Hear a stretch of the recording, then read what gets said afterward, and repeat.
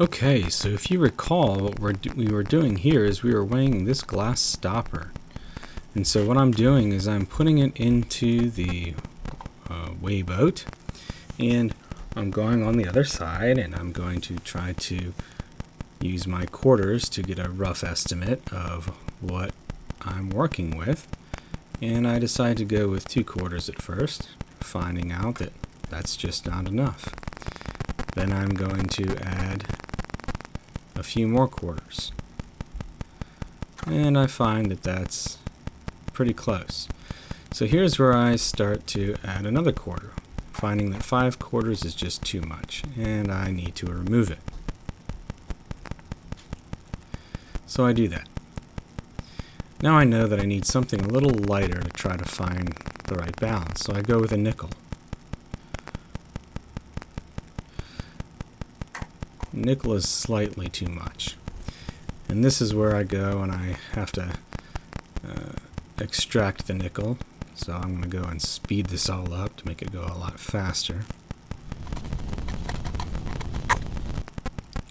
So I get my nickel out, and now I realize that it weighs less than 4 quarters, but just slightly over 4 quarters and a dime. So the trick here is, what in the world can we do to try to figure out the significant digits that are associated with this measurement?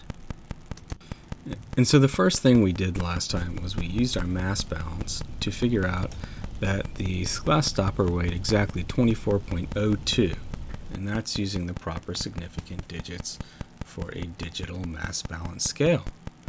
And so our objective was to try to use a method of averaging the before and after masses that we got with our coins to estimate the mass of our glass stopper. However, that's not the actual proper way to do this. We have a legitimate measuring device that has a very specific accuracy and precision. And we actually have a way now that we kind of understand that we can use to get the proper number of significant digits to record our mass with using the mass balance we created. We just need to understand a little bit better how we're going to use that with the device that we have, because we don't have graduations.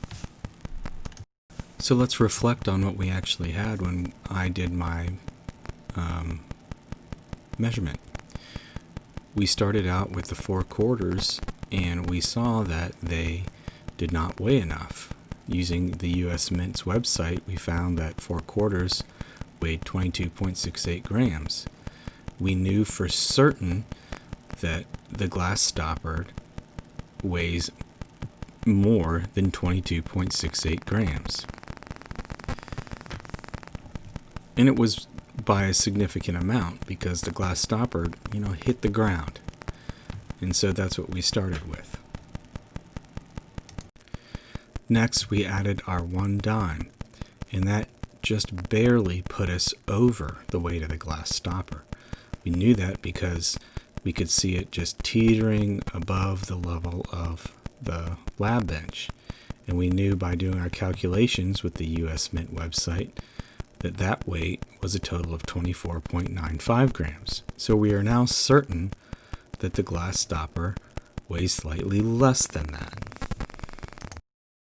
Now, knowing what we know about doing proper measurements, what we can do is we can draw an imaginary ruler, where on the left side we know for certain that the glass stopper weighs more than 22.68 grams.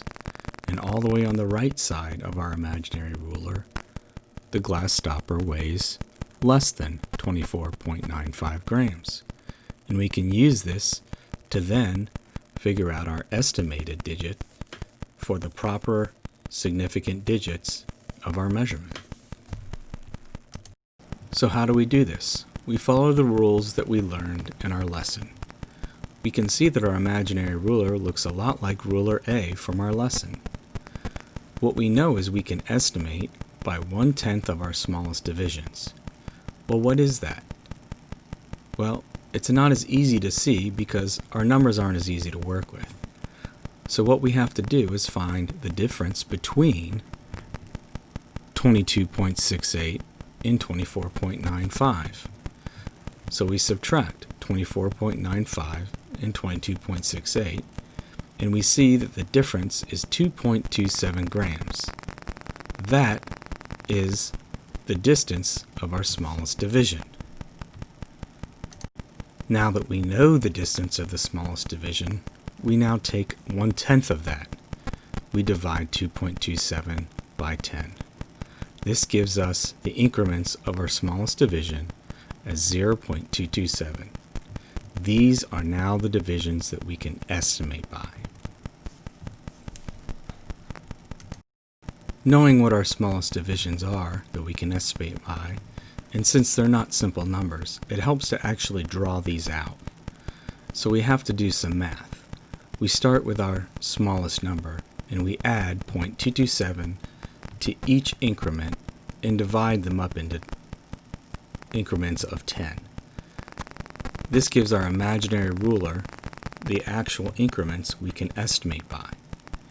And now we can use this imaginary ruler to find where on the ruler we need to estimate to get our final answer in the proper number of significant digits. Now that we have our imaginary ruler, we have to recall the scenario. We have our two scenarios with the two different numbers of change. It was clear that when we only had the 4 quarters in, the glass stopper was much heavier. It rested on the surface of the lab bench. But when we put that extra dime in, it almost leveled off fairly well, and then it rested just above the surface of the lab bench. That told me that the 4 quarters and dime was only slightly heavier than the glass stopper. That meant that our measurement needed to gravitate closer to the end of the 4 quarters and 1 dime.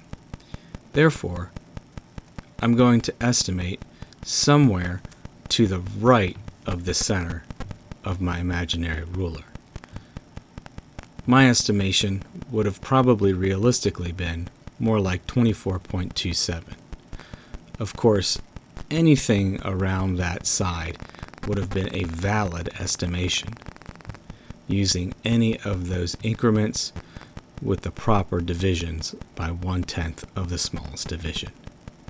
But what we can see is by using this method, we get a measurement that is very, very accurate for a homemade mass balance, knowing that the actual measurement of the glass stopper by our electronic mass balance was 24.02. In this discussion, we're going to be brainstorming ways together and how we can add or alter our mass balance design to add graduations to our mass balance to help aid in our measurement processes.